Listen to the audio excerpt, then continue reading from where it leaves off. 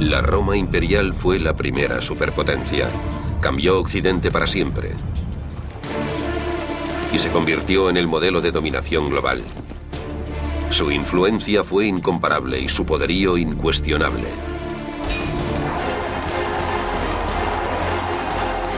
Pero tras 600 años como capital del mundo, los romanos afrontaban su aniquilación. La ciudad de Roma estaba sitiada.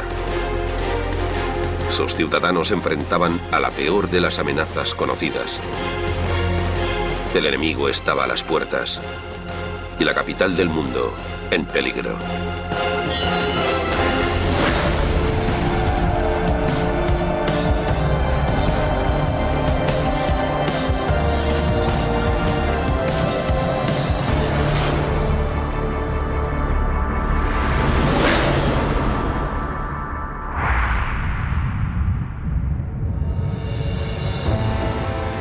Hoy en día, los Estados Unidos son la única superpotencia mundial.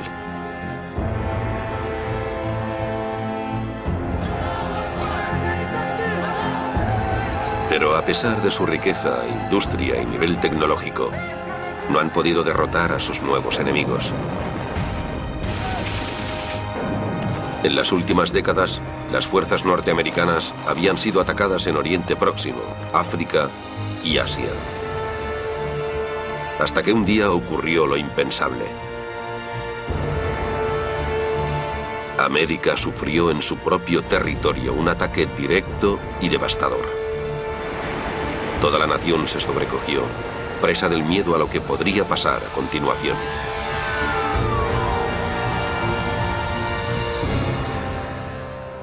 Hace 1600 años, los romanos habían sentido exactamente lo mismo. Hoy les mostraré cómo acabó el imperio más grande de la historia.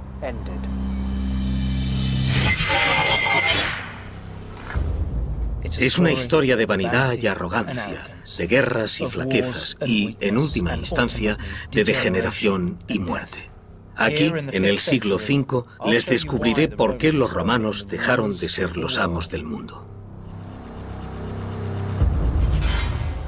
La antigua Roma transformó el mundo. Durante siglos, los romanos impulsaron la civilización humana. Pero su influencia no podía durar eternamente.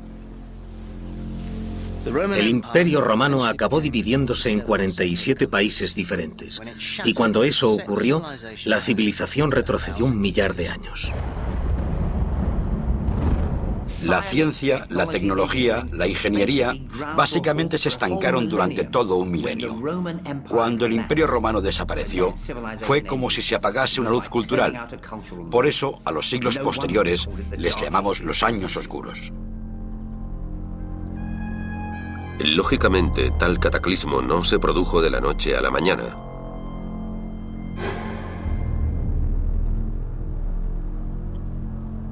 La desintegración de Roma fue lenta y dolorosa. Pero en esa caída pocos sufrieron más que los propios ciudadanos de Roma. Ellos sufrieron su propio 11S.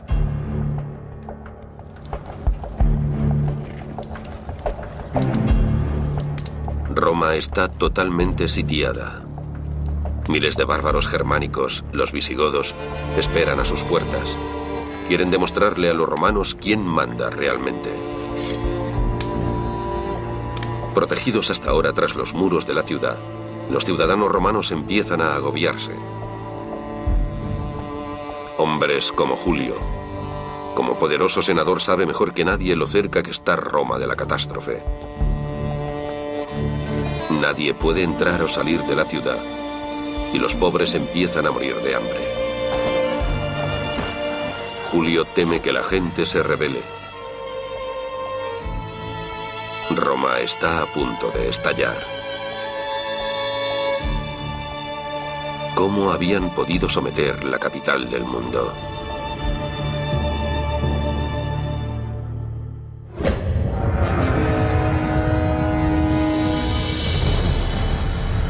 Durante los últimos 600 años, Roma no ha tenido rival a su altura en cuanto a riqueza, población y poder. Todas las grandes metrópolis de hoy están en deuda con ella. Hace más de 2000 años, los 19 acueductos de Roma llevaban más agua a la ciudad de la que llega hoy a Manhattan. Y mientras el nuevo estadio de Wembley tendrá capacidad para 90.000 espectadores, las carreras de cuadrigas de Roma reunían a más del triple, hasta 320.000 personas. Llegaban desde todos los lugares del mundo. Y al llegar se quedaban alucinados. Nunca habían visto algo así. Y todo ese poder visual también formaba parte del poder político. Y Roma no era solo una ciudad. Durante 6 siglos los romanos lideraron el mundo conocido. Su poder alcanzaba los 4.000 kilómetros que separan Irak del norte de Inglaterra. Sus despiadados ejércitos aplastaron a cientos de tribus y obligaron a 90 millones de personas a convertirse en súbditos del imperio. Pero durante esos siglos de dominación, los romanos se habían ganado muchos enemigos y cometido muchos errores. Y en cierto modo, habían colocado los cimientos de su propia derrota. Una sucesión de emperadores débiles había traído la decadencia que se había fraguado en décadas de batallas entre provincias rebeldes. La arrogancia, la codicia y la simple incompetencia lograron que Roma fuese sometida y pateada en el trasero.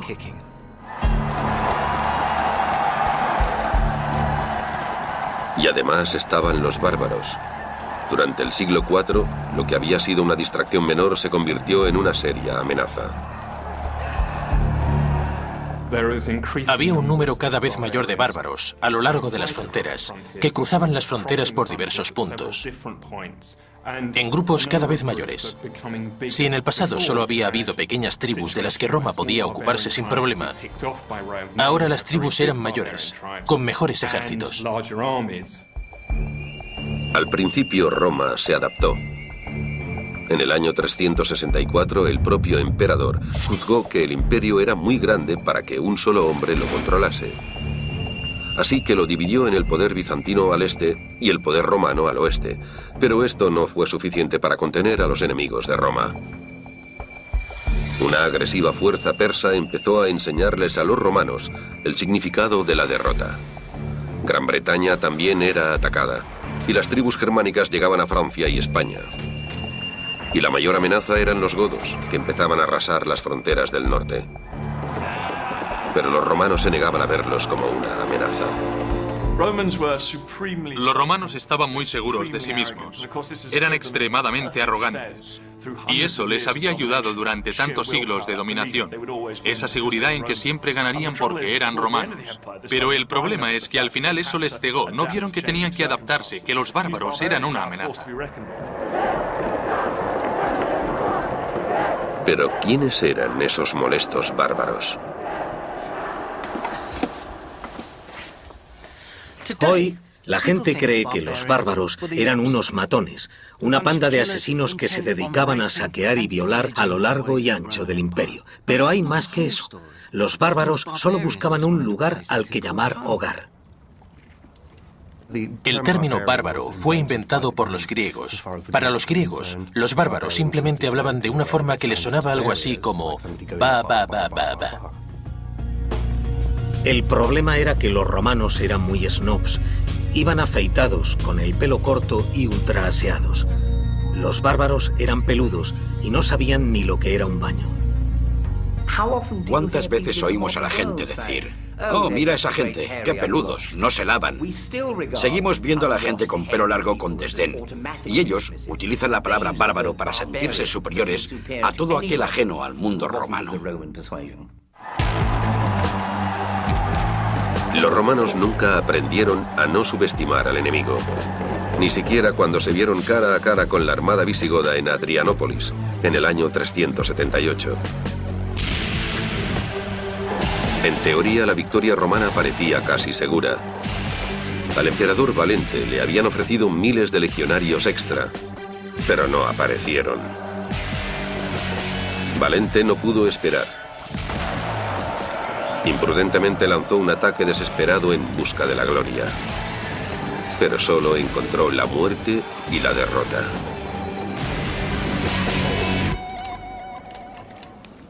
Hasta 25.000 romanos murieron ese día.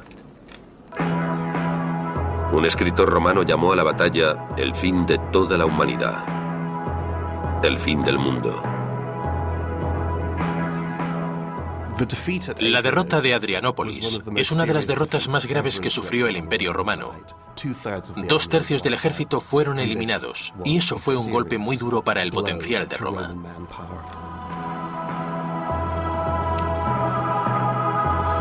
El legado de Adrianópolis se dejó sentir en todo el imperio. El ejército que un día había sido de élite pasaba por su peor momento. Conforme crecía la amenaza bárbara, también lo hacía la necesidad de Roma de tropas adicionales para contenerla.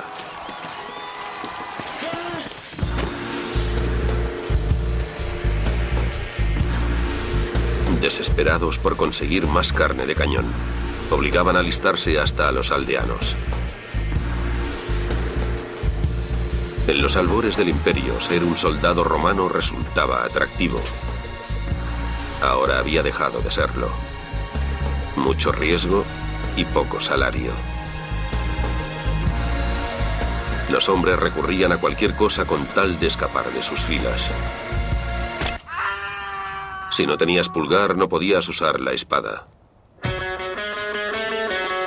Cuando la gente llega a este punto, es obvio que el ejército tiene un problema. Y cuando la maquinaria militar romana empieza a desmoronarse, está claro que al imperio le queda poca vida.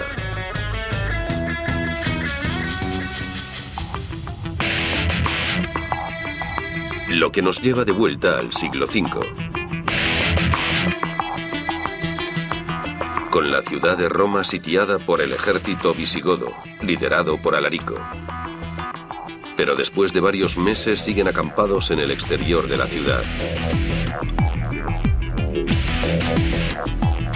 Este es Vidimer, uno de los luchadores más valientes de Alarico. Pero su experiencia en el campo de batalla no le ha preparado para lo que su jefe está tramando. Alarico conoce los puntos fuertes y débiles de Roma, pero aún así no puede tomar la gran ciudad por la fuerza bruta.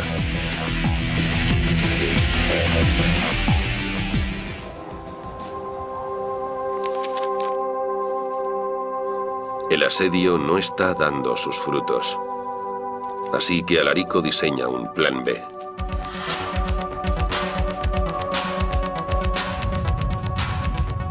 Reconoce la derrota y retira a sus fuerzas.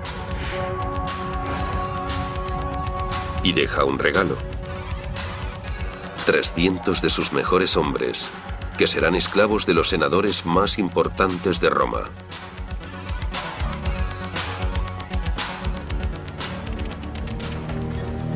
Uno de ellos es Vidimer.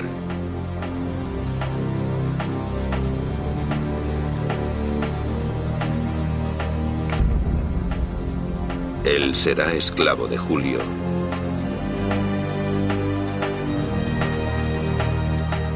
Lo que Julio no sabe es que la ciudad está al borde de la mayor catástrofe de su historia.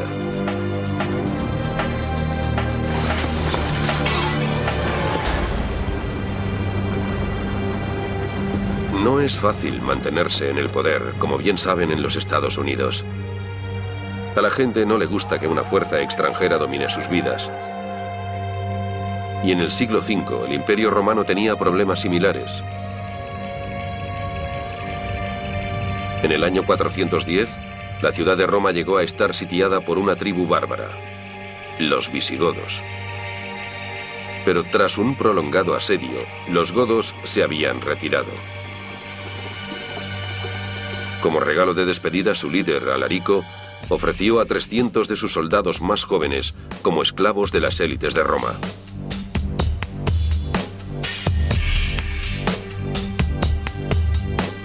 Entre ellos está Vidimer. Puede que parezca un peso pluma, pero es uno de los godos más temibles. El antiguo guerrero es ahora esclavo en el hogar del senador Julio.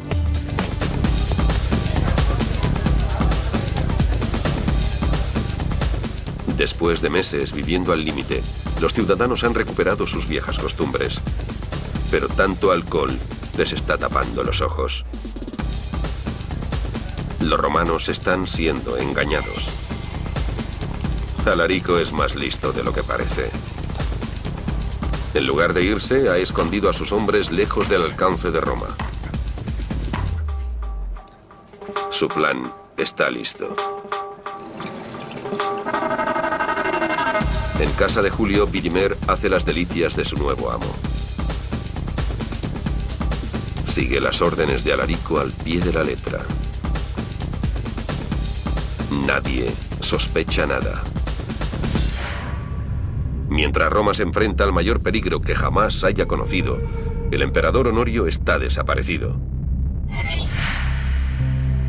En realidad está muy lejos. Más de 300 kilómetros al norte, en la costa este de Italia, se encuentra Rávena, el cuartel general de la corte imperial de Occidente y el escondite del emperador. En muchos aspectos, el emperador Honorio no era la persona adecuada para esa época. Parece ser que Honorio tenía un carácter muy débil y que no fue capaz de afrontar los problemas derivados de las sucesivas invasiones bárbaras.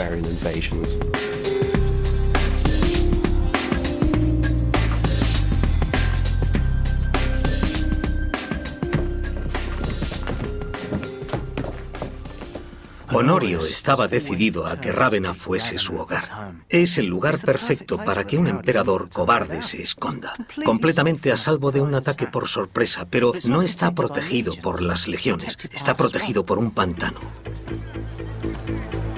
Pero en Roma no hay protección contra el enemigo interior. El plan de Alarico está a punto de ponerse en marcha. Hoy es el día que Vidimer y los demás supuestos esclavos estaban esperando.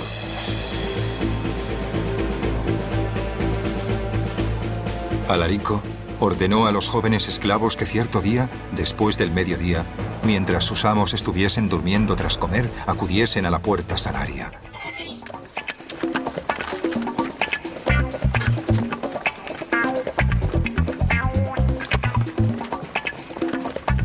Allí debían atacar a los vigilantes por sorpresa.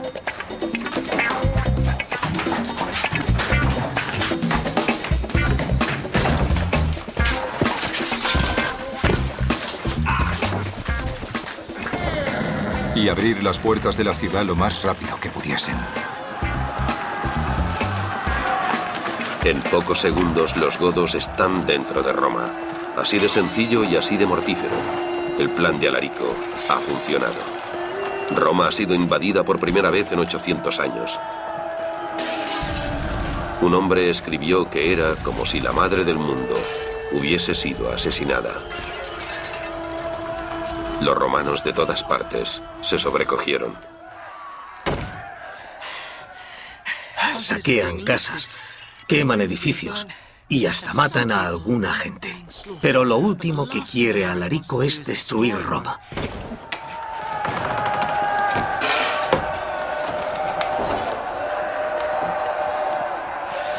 Lo que busca es una alianza militar con los romanos, sus mejores tierras y un trabajo bien pagado. Ahora sí que ha metido la pata, creo.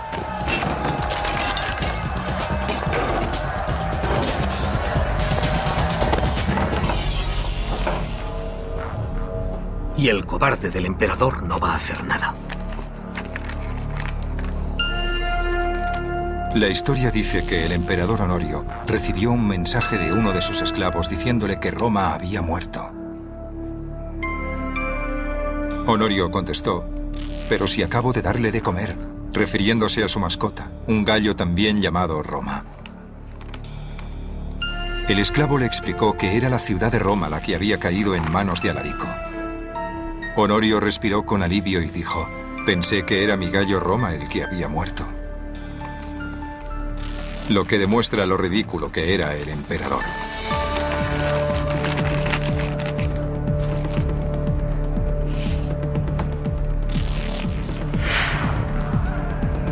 En Roma el caos es absoluto.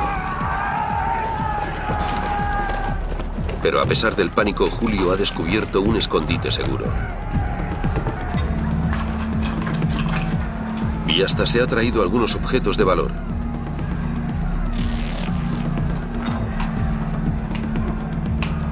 Pero está impresionado. Nunca creyó que vería algo así.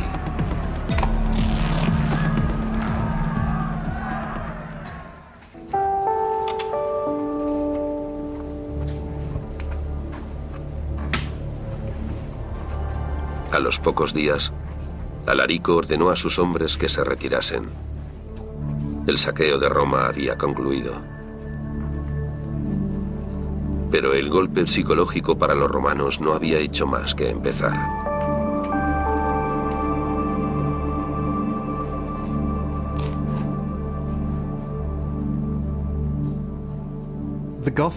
El saqueo de Roma fue muy importante, porque era la primera vez en 800 años que ocurría algo así.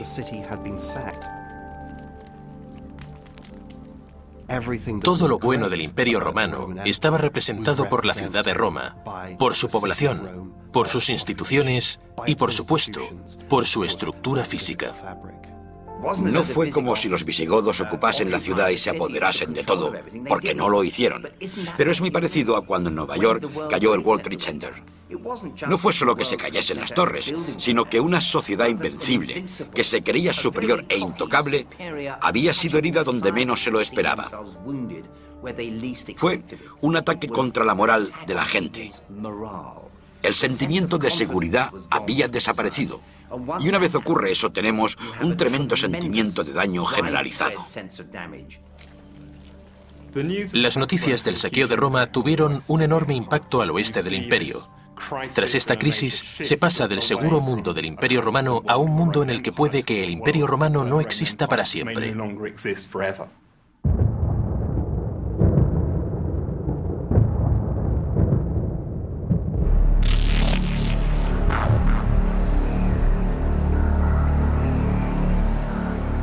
La cuenta atrás hacia el final del imperio acaba de comenzar. El poder de Roma se debilita. A miles de kilómetros de Roma, una colonia en concreto tiene los días contados. Se llama Britania, y su condición de bastión de la civilización romana está a punto de desaparecer. Gran Bretaña ha sido parte del imperio durante 400 años. En su momento álgido, hasta 40.000 soldados romanos ocuparon la provincia y cambiaron la cara de buena parte del país. El poder romano generó en Bretaña una revolución total del paisaje. Se construyeron ciudades, villas, carreteras, y la población de la última época romana se situaba entre los 5 y los 8 millones. Esa cifra no se repitió hasta antes de la peste negra, en el siglo XIV. Por todo el país, miles de personas disfrutaban de vidas mejores que las de muchos en Roma. Les volvían locos las comodidades romanas, como la calefacción o los baños públicos, y a cambio pagaban los impuestos de Roma. Los británicos ricos, la gente con propiedades, construían y decoraban sus villas. Se consideraban romanos y estaban muy vinculados a los valores culturales romanos y a la visión del mundo de Roma. Quinto es uno de esos británicos romanos ricos, el último de una estirpe de líderes británicos que colaboraron con Roma y disfrutaron de una vida tranquila desde entonces, con su propio estilo británico-romano. Su recompensa fue la paz, la prosperidad y unas elegantes propiedades. Quinto habría vivido en un lugar como este, en una lujosa villa romana. Los restos de esa buena vida aún perviven dispersos por toda la geografía británica.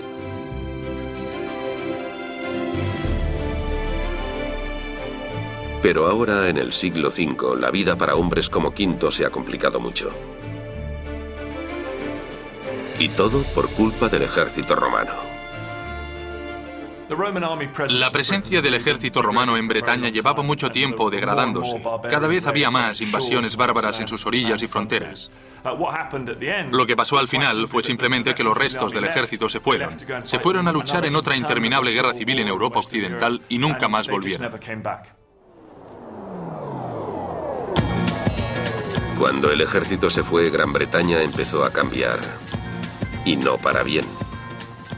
Creerán que la principal función del ejército romano era defender las fronteras y mantener la paz, pero en realidad era vital para sostener el país. Y cuando el ejército se fue, la economía empezó a hundirse. Durante una época la vida siguió igual. Incluso sin el ejército, la gente como Quinto vivía feliz. Estaba seguro de que volverían. Pero nunca lo hicieron, y Bretaña empezó a arruinarse. Cuando los soldados se fueron y dejaron de llegar sus salarios, dejó de haber una entrada regular de moneda en el país. Y por supuesto, eso significó que toda la economía británica se hundiese.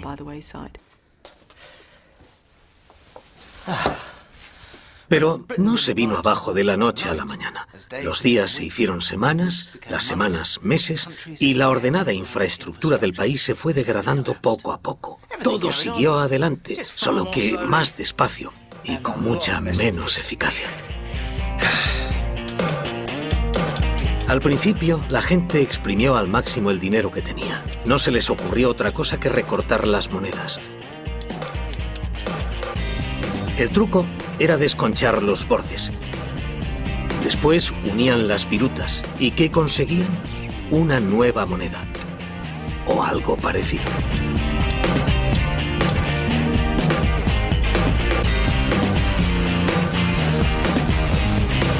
Pero a veces el dinero en metálico no es suficiente. Aunque Quinto sigue forrado, ya no puede usar sus monedas. Gran Bretaña se ha convertido en una economía de trueque. Solo los bienes tienen valor. Y poco avanzaría la civilización. Bretaña no volvería a tener una moneda nacional hasta 4 siglos más tarde. El problema que les dejaron a los británicos, especialmente a los más ricos, fue que empezaron a descubrir que su dinero ya no tenía valor. Un problema como el que tuvo Alemania entre las dos guerras, de hiperinflación, y una barra de pan costaba miles y miles de marcos. Y eso pasó en Bretaña cuando se fueron las legiones.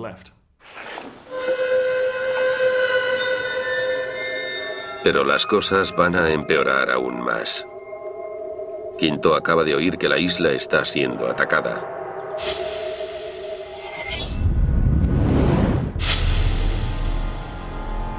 Durante años, Bretaña ha estado en el punto de mira de varios pueblos bárbaros, anglos, sajones y jutos.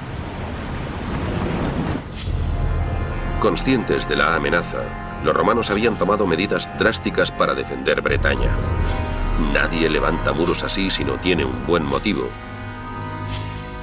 Y no construyeron solo un fuerte, construyeron 9, una red defensiva de fortalezas militares que protegían toda la orilla sur.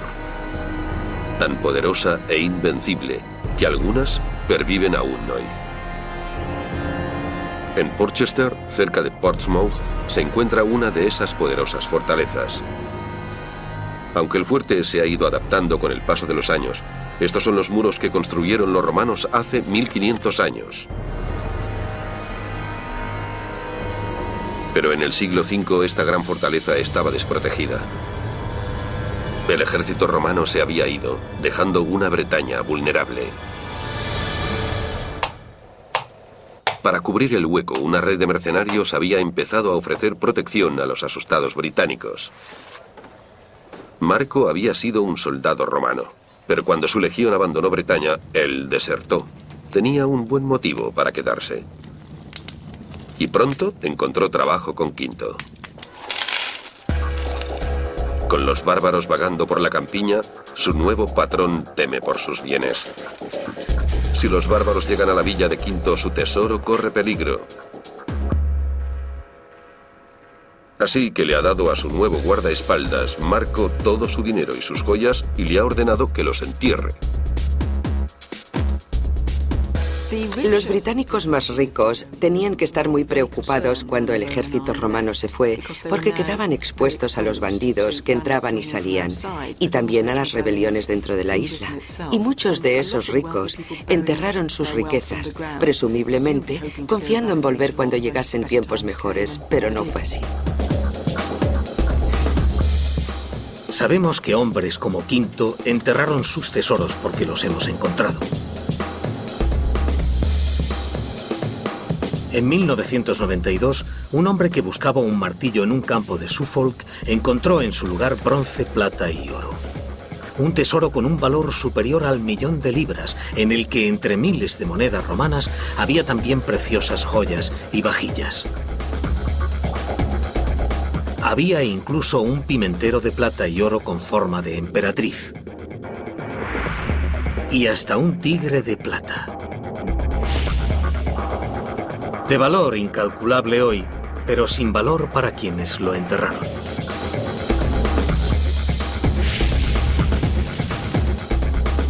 En el siglo V el estilo de vida romano no podía sostenerse.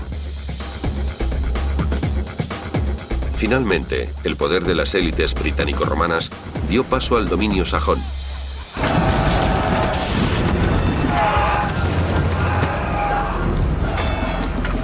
El único relato de esa transición procede de un monje llamado Gildas.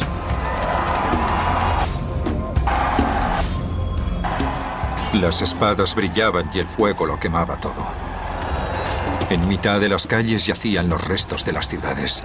Muros caídos, altares sagrados y fragmentos de cuerpos humanos, cubiertos por resplandecientes coágulos de roja sangre, como si hubiesen sido mutilados. Y esa pobre gente no tenía otra posibilidad de ser enterrados que bajo los escombros de sus casas. El relato de Gildas es una versión escabrosa de lo que pudo haber pasado. Lo único que sabemos seguro es que los británicos del sur acabaron siendo gobernados por los reyes anglosajones. La luz de la civilización se apagó. En Bretaña, oleadas de invasores germánicos echaron abajo todos los logros del Imperio Romano. Por todo el imperio, el poder romano se fue gradualmente desintegrando a medida que una provincia tras otra escapaba al control del emperador. A finales del siglo V, vemos que el papel de los bárbaros ha cambiado. Ahora se apropian de las instituciones del Imperio Romano y las convierten en reinos, en los que destaca la figura del rey bárbaro en lugar del emperador romano. Y finalmente también Roma fue conquistada. Otra tribu bárbara, los ostrogodos, ocupó la antigua capital. Y esta vez, para quedarse.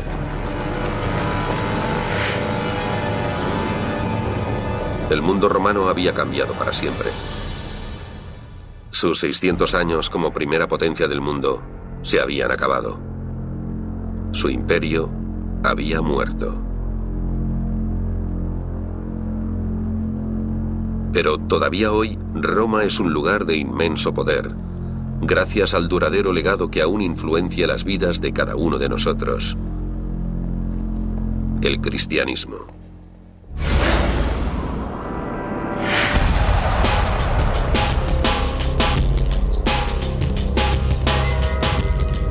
Tras casi 600 años de dominio incuestionable, el Imperio Romano se ha hundido. No con un estallido, sino con un quejido.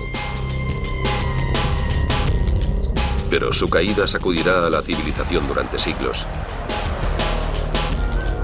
En el siglo VI, el imperio que una vez había unificado al mundo conocido se ha desmoronado, sustituido por el poder bárbaro. Los romanos habían traído a muchos un nivel de prosperidad sin precedentes, y los bárbaros que derribaron sus fronteras lo hicieron en parte porque también querían vivir como romanos. La caída de Roma es innegable. La parte occidental del Imperio Romano cayó en poder de las tribus germánicas. Pero lo más interesante es que en toda la parte occidental, estas tribus germánicas mantuvieron las estructuras que habían encontrado. Así que, aunque de formas diferentes, el legado de Roma se conserva. Los romanos crearon un mundo extraordinario y único, a una escala tan impresionante y enorme que incluso cuando Roma empezó a desmoronarse de diferentes maneras, La gente seguía considerándola como su modelo. Y eso creó lo que hoy conocemos como civilización occidental. Ahora, en el siglo VI, puede que los godos vivan como romanos, pero los propios romanos no. Algo ha cambiado el estilo de vida romano de forma fundamental. No es la pérdida del emperador ni los bárbaros, es el cristianismo. Durante años, la nueva religión ha ido arrinconando al paganismo y transformando a Roma. El cristianismo empezó como una misteriosa religión oriental más. Había unas cuantas por entonces. Pero al final el cristianismo ganó. Se puso por delante de todas ellas y las derrotó. Y las derrotó como Dios manda. Este es Sexto, un típico joven de esta nueva era. Dentro de 48 horas va a ser bautizado.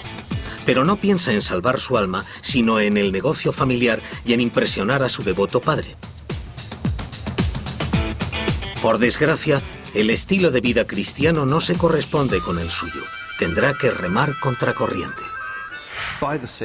En el siglo VI, Roma era una ciudad profundamente cristiana, y dentro de la ciudad, amplias zonas del antiguo centro estaban dominadas por iglesias cristianas.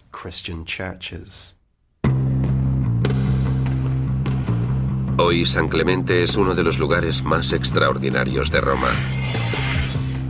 Aunque parece una basílica medieval, esconde una historia increíble.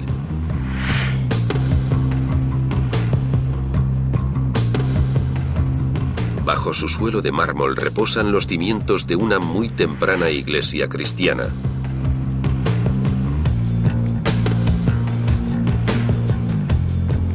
En la época en que se construyó en el siglo IV, Jesucristo ya había tomado la delantera. El cristianismo era tan popular que esta iglesia fue construida encima de un templo pagano. El triunfo definitivo frente a su gran competidor, el mitraísmo. Este culto a la fertilidad masculina se sustentaba en la adoración de Mitra, un dios sol pagano. Aquí le vemos matando a un toro, un momento clave en la mitología de este culto. Durante 300 años fue una de las religiones más populares de Roma. Los romanos tenían claro que cada uno podía venerar a quien quisiese, siempre que respetase a los dioses de Roma y no practicase sacrificios humanos. Eso significa que la gente tenía control sobre sus prácticas y creencias religiosas. Pero Mitra no pudo competir con Jesús y su promesa de vida eterna, especialmente después de que recibiese el apoyo de diversos emperadores. El cristianismo se fue convirtiendo en la principal religión de Roma, hasta que un edicto declaró que era la única religión, que los templos paganos debían ser destruidos y que el culto pagano era ilegal. Creo que hay dos razones que explican el despegue del cristianismo. La primera es que la gente ha perdido la fe en la sociedad y quiere creer en algo más. Y el mensaje que Jesús había dejado era sencillo y convincente. Y la segunda es que fue en la época en que el imperio se hundía cuando aparecieron las primeras Biblias. Y con el apoyo de la existencia del libro y la necesidad de la gente de creer en algo, no es extraño que el cristianismo triunfase. Pero no todo el mundo abrazó el cristianismo con entusiasmo. Esperemos que Papi no se entere de dónde ha pasado la tarde Sexto. Ha estado en el estadio, en las carreras de cuadrigas. Desde principios del siglo V estaban prohibidos los combates de gladiadores, pero los ciudadanos aún podían ver a sus corredores favoritos tirando de los caballos. Ver los combates de gladiadores, ver las carreras de cuadrigas, ver quizá los cuerpos desnudos en el teatro. Todo eso estaba calculado para provocar las emociones más básicas, el tipo de emociones físicas que los obispos cristianos querían suprimir. Antes de su bautismo, Sexto intenta compensar toda una vida de pecado. Su sacerdote le ha dicho que el Todopoderoso no tendrá en cuenta sus pecadillos hasta que Sexto no sea miembro de la Iglesia. No todo el mundo lo ve así, especialmente su padre.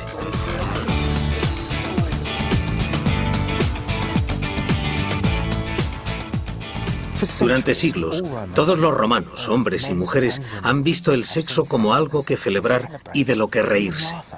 Pero ahora los cristianos creen que hay que suprimir las pasiones del cuerpo para salvar el alma.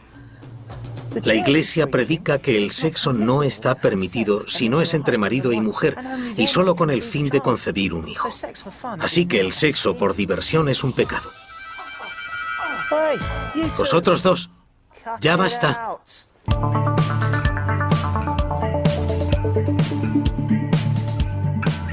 El encargado de asegurarse de que Sexto se acueste solo es Xavian, uno de los esclavos de la familia.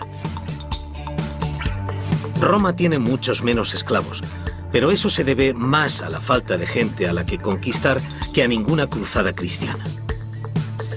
Y hay reglas nuevas. Está prohibido pegar y marcar a los esclavos.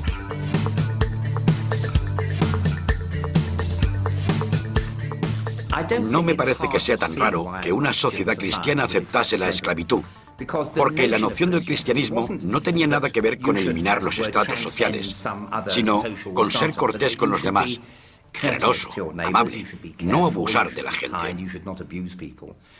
No creo que ellos viesen un contraste tan fuerte entre la larga tradición de los esclavos y la nueva religión cristiana.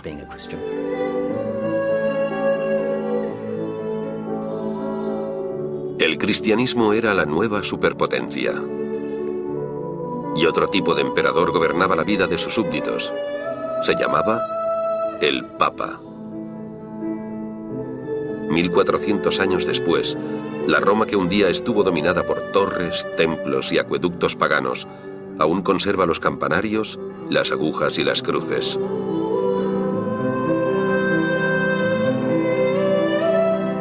Sobre todas ellas destaca la gran catedral de San Pedro, lugar de peregrinación para millones de católicos. Construida sobre una antigua basílica, hoy es el símbolo del poder cristiano. Sus columnas y su enorme cúpula rinden tributo a la arquitectura clásica. Pero aún queda otro símbolo aún mayor del poder y la gloria imperial de Roma. Enterrado bajo las sinuosas calles y plazas de la Roma contemporánea, se encuentra el Panteón, un santuario dedicado a los dioses romanos, diseñado por el emperador Adriano y construido hace 1800 años. Tras las grandes columnas de granito, se encuentra la enorme cúpula. Y durante cientos de años nadie pudo descubrir cómo había sido construida. Pero el secreto del Panteón era en realidad algo muy moderno: el hormigón. Su mayor aportación a la construcción fue el hormigón. Así pudieron construir cúpulas como el mundo nunca había visto ni iba a ver durante 2000 años. Fue un invento importantísimo. Cambió la forma en que vemos la arquitectura y la forma en que vemos el espacio aún hoy en día. Como San Clemente, el destino del Panteón fue convertirse en una iglesia cristiana. Hoy es el edificio imperial mejor conservado de la ciudad. Todas las demás grandes construcciones de la Roma imperial están en ruinas. Pero aún así, Roma conserva su encanto intacto. ¿Cuáles son las características más destacables del Imperio Romano? Bueno, sus ciudades con una arquitectura fantástica, los baños o los templos. Hacían cosas que hoy nos parecen modernas. Se preocupaban por su comodidad. Tenían calefacción y una especie de aire acondicionado. Los puentes, los acueductos, el sistema de gobierno que mantuvo al imperio durante 4 siglos. La literatura que enriqueció las vidas de sus ciudadanos. Tenían grandes construcciones deportivas, cosas que nos parecen modernas pero que ya lo eran para ellos. Tenemos mucho en común. mucho más de lo que la gente se cree.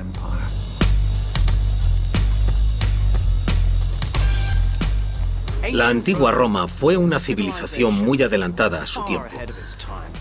Cambió nuestros idiomas, nuestras leyes y nuestra religión. Hoy sigue siendo la capital del mundo para los 1.000 millones de católicos. Tras la caída del Imperio Romano, Europa nunca disfrutó de la misma paz y prosperidad que había tenido bajo el poder de Roma. Y su legado pervive todavía hoy.